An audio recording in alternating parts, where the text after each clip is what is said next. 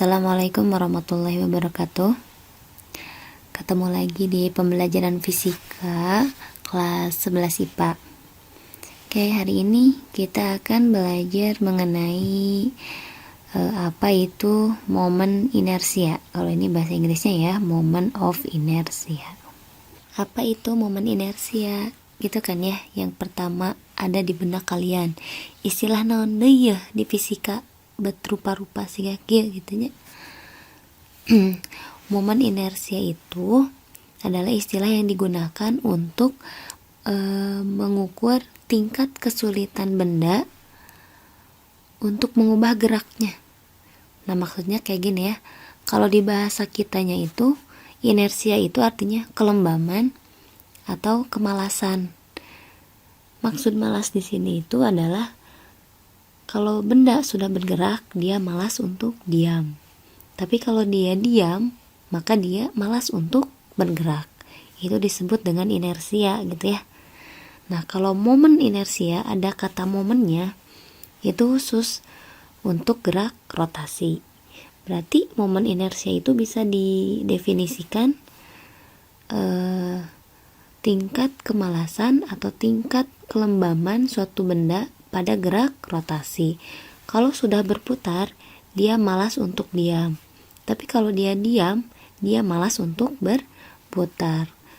Itu juga kalau tidak ada gaya luar gitu ya, atau tidak ada torsi luar. Contohnya kayak apa? Nah, di sini ada dua benda nih. Yang pertama itu ada roda ya, yang kedua ada kaset disket. Kira-kira menurut kalian kalau kalian mau memutarkan dua benda ini paling gampang yang mana? Roda apa kaset? Kebayang nggak? Kaset ya lebih mudah ya. Roda lebih susah gitu kan ya. Tapi kalau misalkan kedua benda ini sudah bergerak gitu ya, mana yang paling gampang untuk diberhentikan? Kaset juga ya. Kaset itu mudah digerakkan, kemudian mudah untuk diberhentikan. Kalau roda itu lebih sulit digerakkan, tapi lebih sulit juga untuk diberhentikan.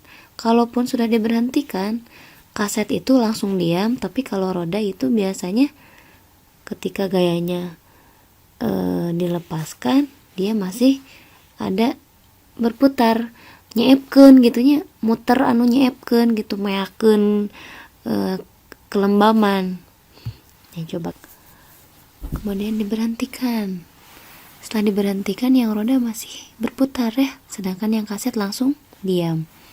Kenapa kok bisa kayak gitu? Roda itu memiliki massa yang lebih besar. Betul nggak? Roda dengan kaset berat mana? Massanya besar mana? Besar roda kan ya. Kemudian apa lagi yang berpengaruh? Jari-jari, jarak antara poros dengan tepi. Jauh mana? Jauh dari roda ya. Nah, yang mempengaruhi tingkat kelembaman, tingkat kemalasan suatu benda untuk berotasi alias momen inersia ya gitu ya, itu dipengaruhi oleh massa dan kuadrat dari jaraknya gitu. Jarak terhadap porosnya. Semakin besar massa dan jaraknya, maka momen inersianya akan semakin besar. Kalau momen inersianya semakin besar, maka benda tersebut akan semakin malas gitu. Maksud malas tuh kalau dia diam, dia butuh tenaga besar untuk berputar. Kalau sudah berputar, dia butuh tenaga besar untuk diam, ya. Tadi ditandai dengan kalau dia diberi penahan gitu ya untuk diam, maka dia akan ada sedikit perputaran, masih berputar gitu, karena dia malas untuk diam tadi gitu ya. Gitu, rumus dari momen inersia adalah mr kuadrat gitu ya. Nah, terus kalau misalkan kita memandangnya ini kan di sini di benda ini banyak titik-titik ya. Kalau ini kan satu benda utuh gitu, roda. Nah, si roda ini kan terdiri dari partikel-partikel yang memiliki massa. kita juga bisa menghitung momen inersia masing-masing partikel ini. Jadi si masing-masing partikel ini memiliki momen inersia, memiliki tingkat kelembaman. Kalau yang di dekat dengan poros, itu pasti momen inersianya lebih kecil dibanding dengan yang paling ujung gitu ya, karena jari-jarinya juga lebih besar, lebih jauh gitu.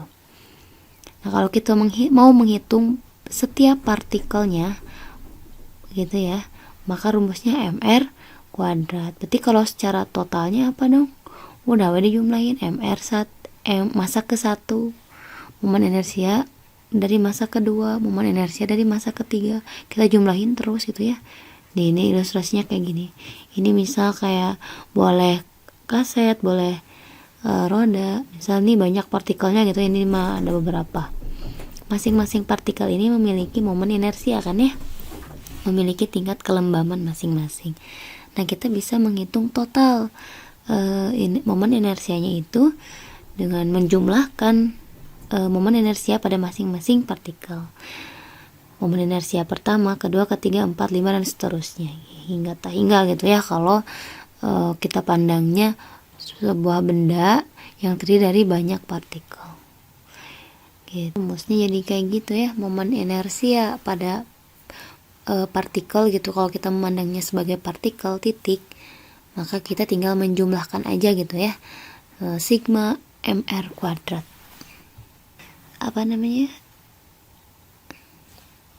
Ya, satuannya apa nih? Momen inersia kan tadi mr kuadrat. M itu massa, berarti kilogram. R itu kan jarak dari poros ke tepi. Jarak itu kan meter ya, SI-nya. Kuadrat berarti dikuadratkan. Berarti satuan dari momen inersia adalah kilogram meter kuadrat.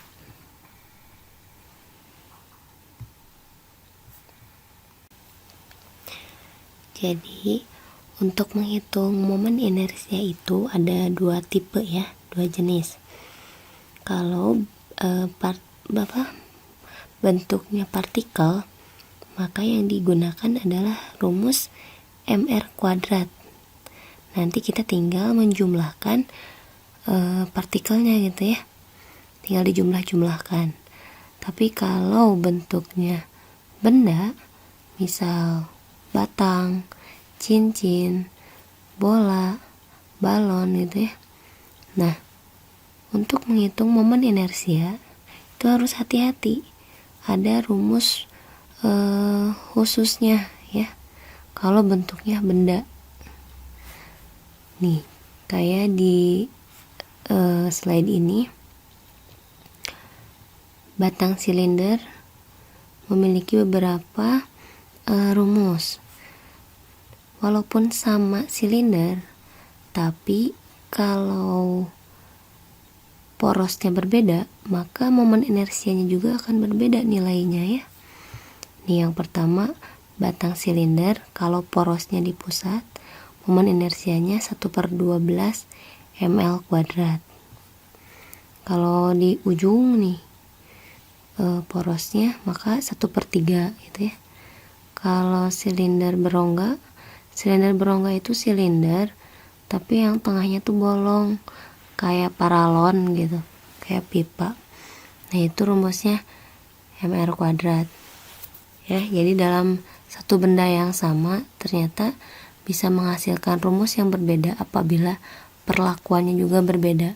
Kita memutarnya dengan poros di tengah, di samping, dengan berongga atau pejal itu berisi gitu ya.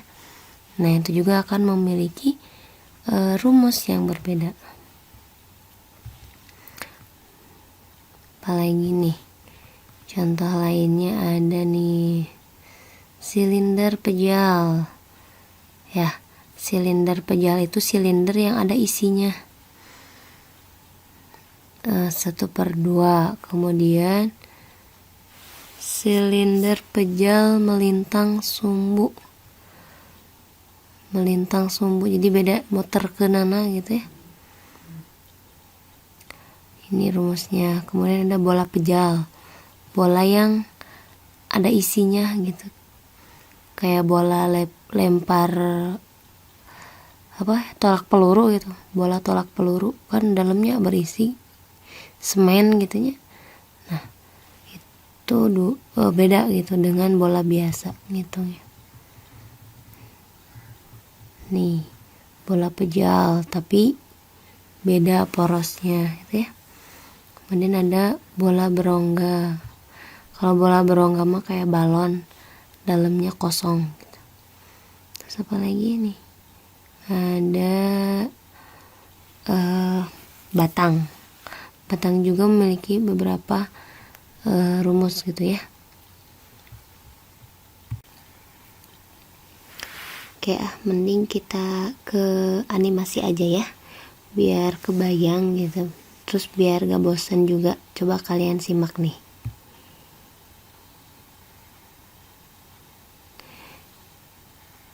Di sini itu ada apa istilahnya itu ya, ada ring, ada cincin. Nah walaupun bendanya sama, setipe gitu ya, tapi kalau diperlakukan berbeda, yang satu diputar di tengah, kemudian di samping, kemudian dibuat vertikal dan lain-lain, ternyata memiliki nilai momen inersi yang berbeda. Tuh kalau di tengah nilainya mr kuadrat. Kemudian ini apa? Kalau kalian sumbu rotasinya di samping gitu ya, maka momen inersinya jadi 3/2 mr kuadrat. Kayak gitu. Kalau si cincinnya puternya vertikal gitu kayak gitu, nanti beda lagi, jadi 1/2 mr kuadrat. Nah ini kalau di tepi dan vertikal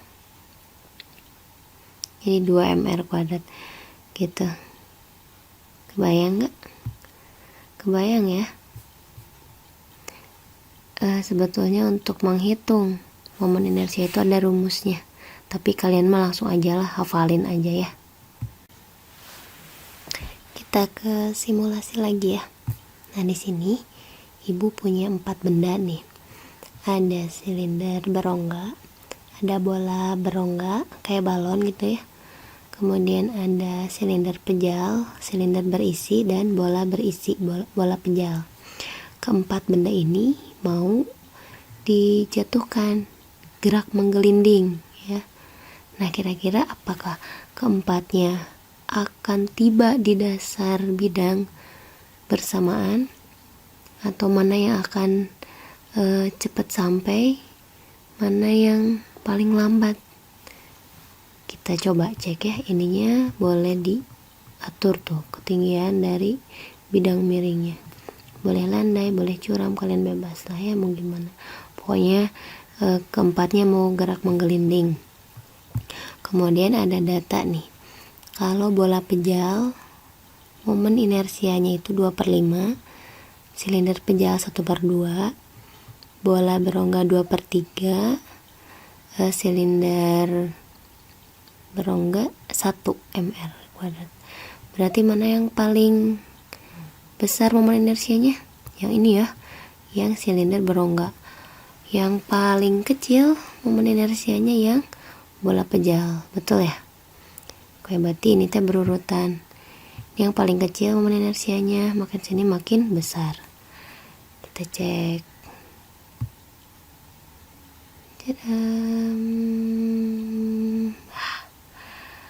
Oke, cek lagi, pelan-pelan,